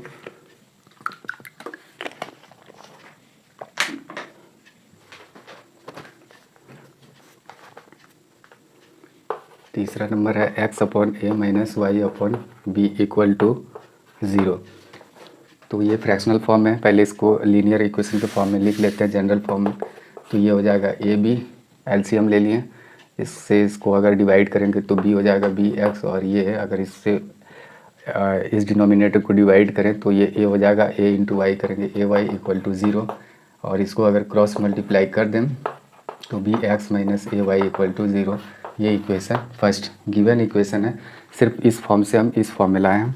और दूसरा ऑलरेडी दिया गया है A X plus B Y equal to A square plus B square, ये गिवन है।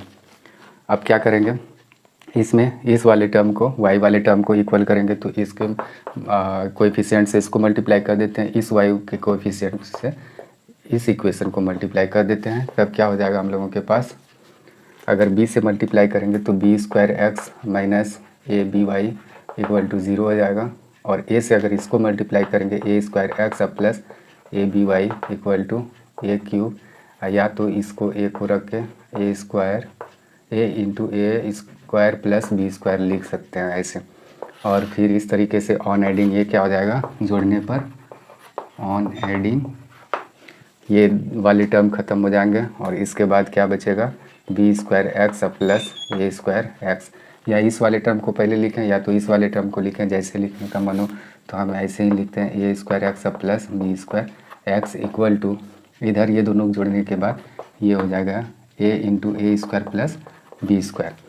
अब यहाँ और यहाँ देखें, LHS साइड में जो देख रहे हैं इससे हम कॉमन ले सकते हैं, क्या ले सकते हैं, x कॉमन ले सकते हैं।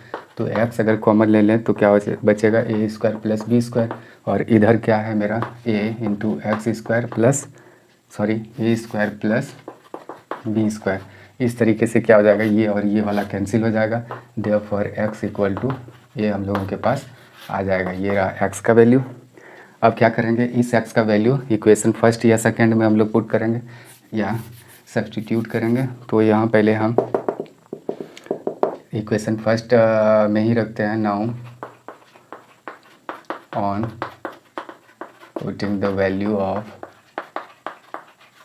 क्या है, X in equation first equation यहाँ है हम लोगों का D X minus A Y equal to 0। तो इसमें एक्स का वैल्यू क्या है, ए है, तो यहाँ ए रखते हैं, तो ये ए वाई है इक्वल टू 0। इस तरीके से ये A B minus A Y equal to 0 हो जाएगा। फिर अगर इसी को देखें तो ये क्या करेंगे, ए बी इधर रहने देते हैं और ये वाले टर्म को उधर अगर ले जाएंगे तो ए वाई ऐसे हो जाएगा, ठीक। और इस तरीके से अगर देखें तो ए वाई इक्वल टू एक बार हम ए बी लिख सकते हैं, देयरफॉर वाई इक्वल टू करें तो ए बी अपॉन ए लिख देंगे, तो ये कैंसिल इक्वल टू बी बचेगा। तो इस तरीके से क्या हो गया, वाई का वैल्यू बी आ गया। तो ये भी हम लोग सॉल्व कर लिए। अब बढ़ते हैं अगले क्वेश्चन की तरफ। ये था तीसरा, अब देखते हैं चौथे क्वेश्चन को।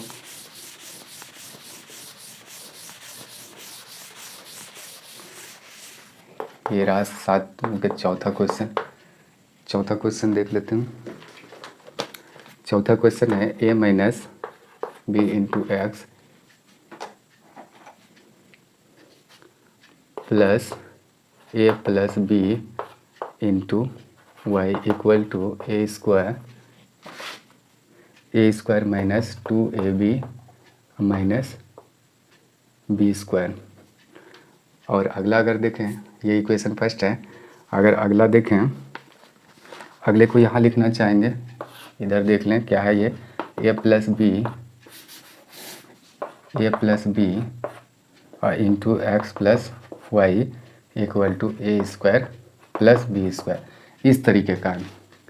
इसको यहाँ क्यों लिखे हैं, बताते हैं क्यों लिखे हैं। ये वाला अगर इक्वेशन को ध्यान से देखें तो y का कोएफिशिएंट a प्लस बी है, x का कोएफिशिएंट a माइनस बी है। यहाँ इस केस में देखें तो एक्स वाई इधर लिखा हुआ है, a प्लस बी अलग है।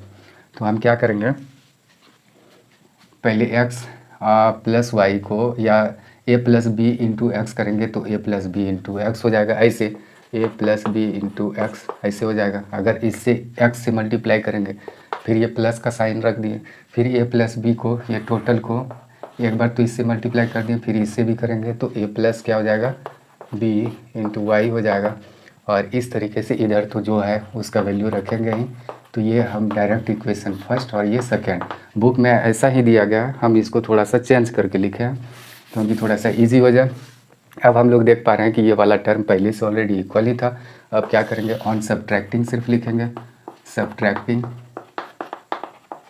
सब्ट्रैक्ट करने के बाद क्या हो जाएगा देखते हैं, यहाँ माइनस हो जाएगा, ये माइनस, तो इस तरीके से ये वाला कैंसिल हो जाएगा। और इसको अगर गौर से देखें तो क्या हो जाएगा, यहाँ a माइनस बी एक्स तो है ही, ऐसे लिख लेते हैं, फिर यहाँ माइनस है, फिर ये a plus B into X, ये ऐसे है, तो सबको ऐसे लिख लिए। इक्वल टू अगर इधर देखें तो ये प्लस में है, ये माइनस में कैंसिल हो गया। और फिर अगर इधर देखें तो ये माइनस में, ये भी माइनस में है, तो माइनस 2ab भी बच गया और ये भी माइनस 2b स्क्वायर बच गया। इसको ऐसे लिख लेते हैं। फिर अगर इसको देखें तो ये x कॉमन आ जाएगा, तो बचेगा क्या, a माइनस बी और ये हो जाएगा ये minus a minus plus minus b। तो x कॉमन लेने के बाद फिर क्या हो जाएगा हम लोगों के पास, माइनस 2ab में ये कॉमन क्या आने वाला है इसमें, अगर देखें तो इसमें माइनस 2b कॉमन आ जाएगा। तो क्या बचेगा, इधर 2b कॉमन ले लिए तो a और प्लस इधर क्या बचेगा, 2b अगर कॉमन ले लेंगे तो b सिर्फ बचेगा। तो इस तरीके से अगर देखें तो फिर यहाँ a और a कैंसिल हो जाएगा और इस तरीके से x इंटू माइनस 2b इधर बचा और ये minus 2b into a plus B इधर बचा। तो दोनों तरफ ये है माइनस 2b और ये माइनस 2b, तो ये दोनों कैंसिल हो जाएगा क्योंकि ये मल्टीप्लाई में यहाँ जाएगा डिवाइड में होगा, ये दोनों टर्म कैंसिल हो गया। और देयरफॉर x इक्वल टू हम कह सकते हैं कि a प्लस बी हुआ, ये x का वैल्यू आया a प्लस बी। अब इसी x का वैल्यू क्या करेंगे, एक इक्वेशन में इसका वैल्यू रख देंगे, या तो फर्स्ट इक्वेशन में रखें या तो सेकंड इक्वेशन, जिसमें चाहें रख सकते हैं। तो हम यहाँ x का वैल्यू क्या है, x का वैल्यू a प्लस बी है, यहाँ लिख लिए। अब यहाँ डायरेक्ट इसको हटाते हैं, इक्वेशन फर्स्ट में इसको रख देंगे, लिखते हैं कि now on putting the value of x in equation क्या है first equation a minus B, जो भी लिखा हुआ है a minus B into X plus A plus B into Y equal to A square minus 2ab minus B square है। तो x का वैल्यू जो भी है वहाँ रख देते हैं, इसको हटा देते हैं पहले। अच्छा, आप देख पा रहे होंगे ये है x का वैल्यू क्या है, a प्लस बी, वहाँ लिख के रखे हैं ऊपर देख सकते हैं। अब प्लस ये वाला टोटल सेम टू सेम इसको लिख देते हैं, ये रहा A square minus 2ab minus B square. अगर यहाँ देखें तो क्या हो जाएगा, ये A plus B into A minus B है या A minus B into A plus B जो का है, तो ये हो जाएगा। इसका फॉर्मूला आप लोगों को पता होगा, ये आइडेंटिटीज़ है। तो ये आइडेंटिटीज़ में क्या हो जाएगा, ये दोनों मल्टीप्लाई करने के बाद A square minus B square, और ये तो रहेगा ही A plus B into Y equal to A square minus 2ab minus B square. अगर ये वाला देखें तो दोनों तरफ इक्वल ये कैंसिल हो जाएगा, बी वाला देखें तो ये भी कैंसिल हो जाएगा, तो बचा क्या, माइनस 2ab। तो इस तरीके से देयरफॉर अगर वाई करें तो यहाँ माइनस 2ab तो है ही, इसके साथ साथ ये ए प्लस बी नीचे आ जाएगा, ए प्लस बी, ये हो गया वाई का वैल्यू। तो एक्स का वैल्यू क्या है, x plus A sorry A plus A plus B, और वाई का वैल्यू क्या है, माइनस 2ab अपॉन ए प्लस बी। इस तरीके से हम लोग 7 के तीसरे चौथे को भी सॉल्व कर लिए। अब सॉरी, अब देखेंगे इसके 5वें क्वेश्चन को।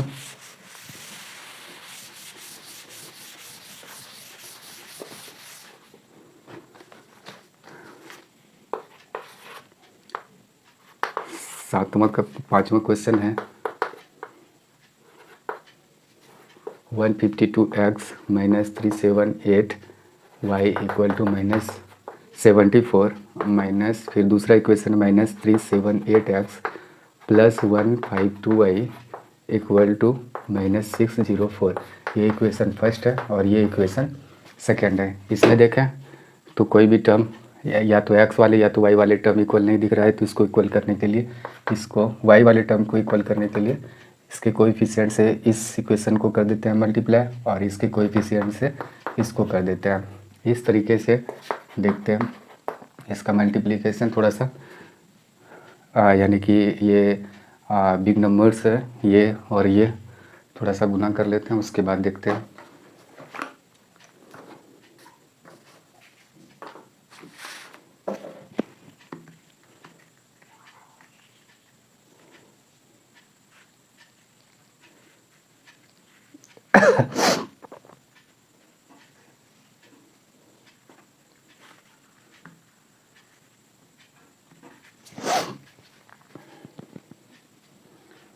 हाँ, तो ये गुना करके अगर इसको गुना करें ये दोनों नंबर को, तो क्या आ जाएगा 23104x माइनस, ये दोनों गुना करने के बाद ये दोनों को अगर गुना करें तो 57456 y इक्वल टू, अगर ये दोनों को अगर गुना करें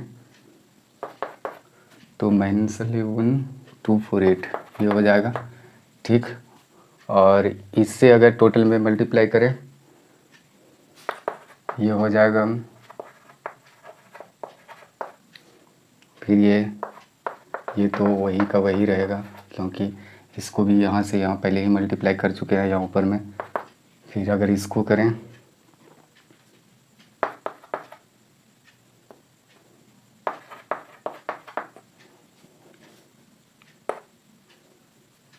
हाँ, अब क्या हो जाएगा, ऑन एडिंग ये दोनों नंबर कैंसिल हो जाएगा, देख पा रहे होंगे आप लोग ये वाला दोनों क्या हो जाएगा, कैंसिल हो जाएगा। और इस तरीके से फिर क्या होगा, हम लोग के पास ये माइनस करना होगा, तो माइनस कर लेते हैं। 23104 141428884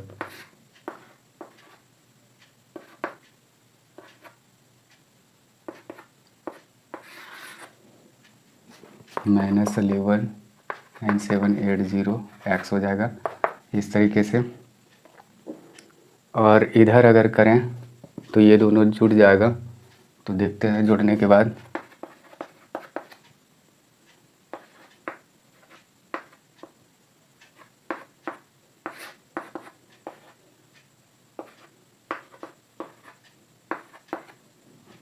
क्या हो जाएगा, ये हो जाएगा ये माइनस।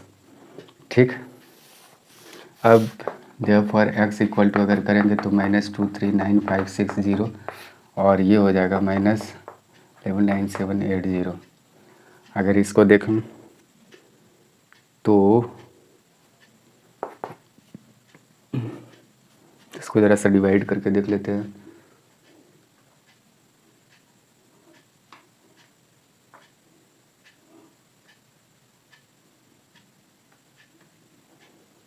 तो इसका करने के बाद आ गया 2,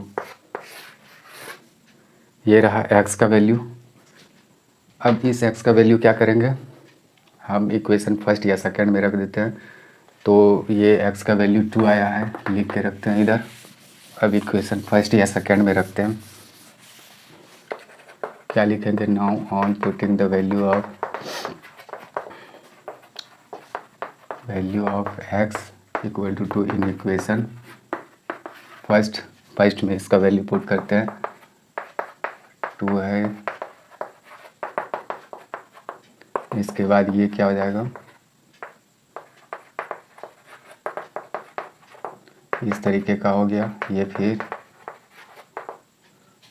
इसको अगर उधर करें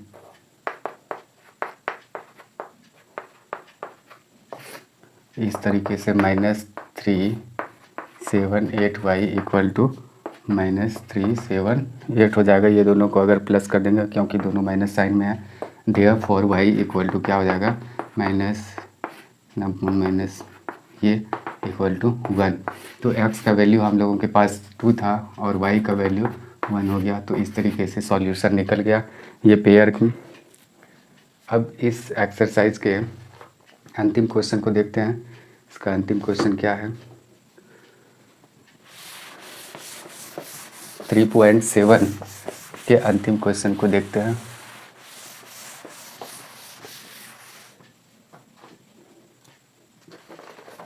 अंतिम क्वेश्चन है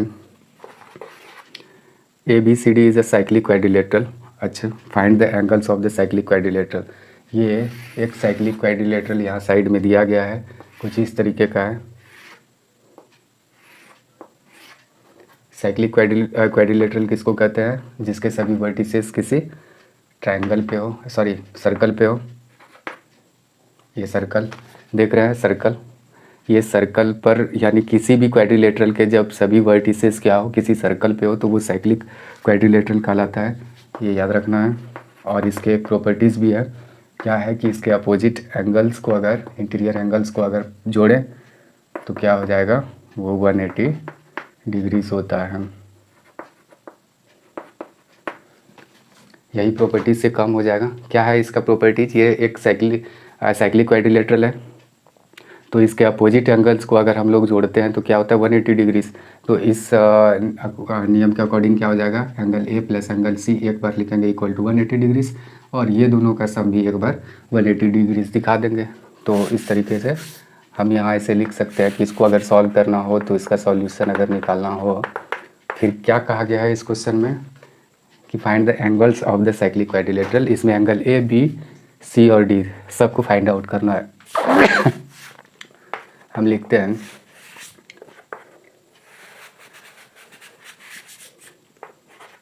as we know that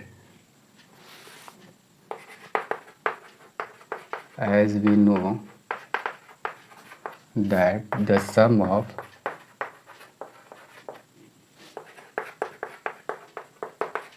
opposite angles of a cyclic quadrilateral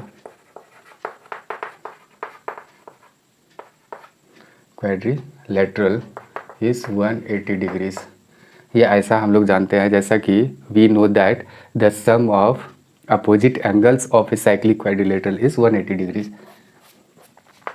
therefore angle A और plus angle B, sorry angle A और सी अपोजिट है, angle C equal to 180 degrees हो जाएगा। इस हिसाब से एंगल ए का क्या वैल्यू दिया गया है 4y + 20 और सी का देखें तो -4x है इक्वल टू 180 डिग्रीज। और फिर अगर इसी को सिंप्लीफाई करें तो कुछ इस तरीके का हो जाएगा -4x इक्वल टू 180 डिग्रीज। फिर इसी को देखें, ये हो जाएगा हम लोगों का -4x प्लस 4y और ये +20 है तो इधर 180 माइनस 20 हो जाएगा। और इस तरीके से -4x plus 4y equal to हो जाएगा 160। अगर कॉमन 4 लें या -4 ही ले लें तो क्या हो जाएगा, -4 ले लेते हैं, पता नहीं अगला किस तरीके का होने वाला है, तो हम इसमें -4 ही ले लेते हैं। तो क्या हो जाएगा x minus Y equal to क्या हो जाएगा, -4 को कॉमन अगर लिए हैं तो ये हो जाएगा -40। ये इक्वेशन फर्स्ट इस तरीके का आया हम लोगों के पास। अब एंड फिर ऐसा, ये तो एक अपोजिट एंगल्स के पेयर को देखें, अब दूसरे पेयर को भी देख सकते हैं एंगल, एंड ऐसा भी लिख सकते हैं कि angle B plus angle D equal to 180 degrees, इसको भी लिख सकते हैं। तो बी का वैल्यू है 3y माइनस 5 और ये डी का वैल्यू क्या है -7x plus 5 equal to 180 degrees. तो इस तरीके से 3y माइनस 5 अब प्लस -7x हो जाएगा, ये +5 हो जाएगा इक्वल टू 180 डिग्री। और इस तरीके से -7x प्लस 3y और ये वाला तो कैंसिल हो गया, तो इस तरीके से 180 डिग्रीज हम लोगों का बच जाएगा। ये हो गया इक्वेशन सेकेंड। अब दोनों इक्वेशन को क्या करेंगे हम लोग, अगर देखें फिर से एक बार चेक कर लेते हैं। 3y माइनस 5 है प्लस एक बार -7 और +5 है, 3y माइनस 5 माइनस प्लस ही रहेगा यहाँ, इस तरीके से दोनों कैंसिल हो गया। और उसके बाद क्या हो जाएगा 7x यहाँ लिखे हैं 3y प्लस में, ठीक है दोनों इक्वेशन। तो अब इक्वेशन फर्स्ट और सेकंड से हम देखते हैं क्या होता है। ये इक्वेशन सेकंड है हम लोगों के पास, नाउ लिखते हैं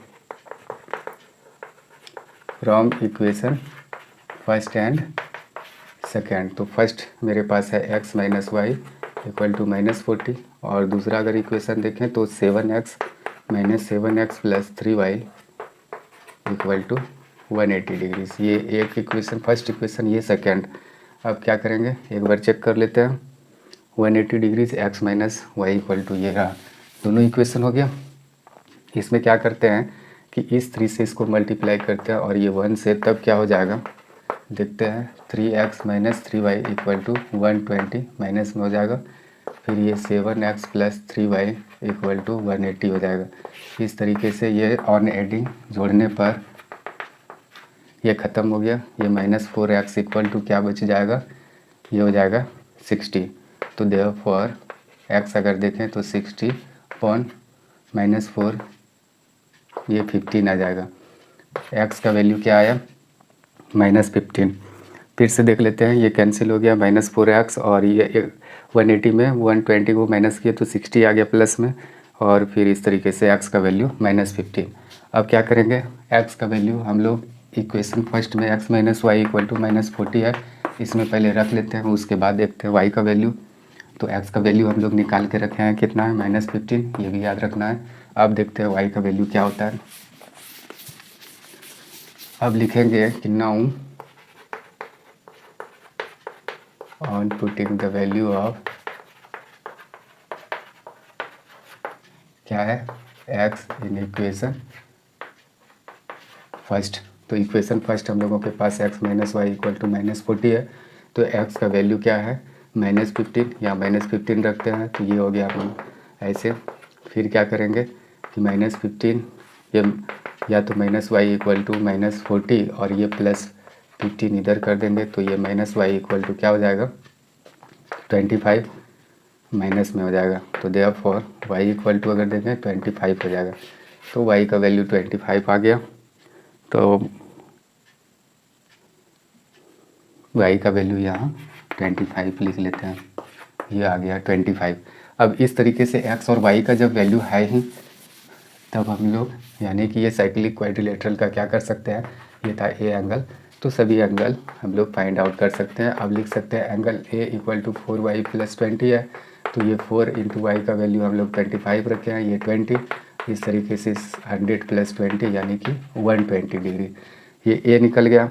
एंगल बी देखें तो एंगल बी का क्या है वैल्यू 3y माइनस 5, तो 3y का वैल्यू 25 है, ये -5 कर देंगे। 75 में 5 माइनस करेंगे तो ये हो जाएगा 70 डिग्री, ये हो गया।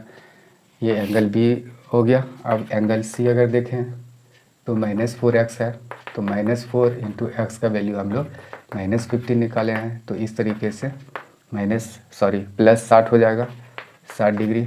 और अगर डी देखें तो लास्ट वाला डी कहाँ है, डी ये है -7x + 5, और इस तरीके से -7x का वैल्यू क्या है -15 है हम लोगों के पास, +5, और इस तरीके से 105 का +5 हो जाएगा 110, यानी कि 110 डिग्रीज। तो ये ए का वैल्यू हो गया, और ये बी का, ये सी का और डी का। अब देखते हैं क्या चारों को प्लस करने पर 360 डिग्रीज होता है। ये 120 है, यहाँ लिख लेते हैं 120, ये 70 है, फिर है 60 और फिर है 110। तो ऐसे इसको अगर प्लस करेंगे 360 हो रहा है। अच्छा, ये तो हो गया। अब दूसरा ये देखना होगा क्या आगे वाले यानी अपोजिट एंगल्स के जो सम है वो 180 के बराबर है। तो ए और सी, यहाँ देख रहे हैं अपोजिट एंगल है, ए और सी अगर देखें तो ए और सी, तो इसका और इसका प्लस करते हैं तो हो रहा है। और बी और डी देखें तो ये दोनों का भी सम 180 हो रहा है, तो इट मीन्स ये करेक्ट है। तो इस तरीके से हम लोग एक्सरसाइज 3.7 को कवर कर लिए। अब अगले वीडियो में हम लोग देखेंगे अगले चैप्टर के समरी को, और उसके फिर एक्सरसाइज को 1 बाय 1 सॉल्व करेंगे।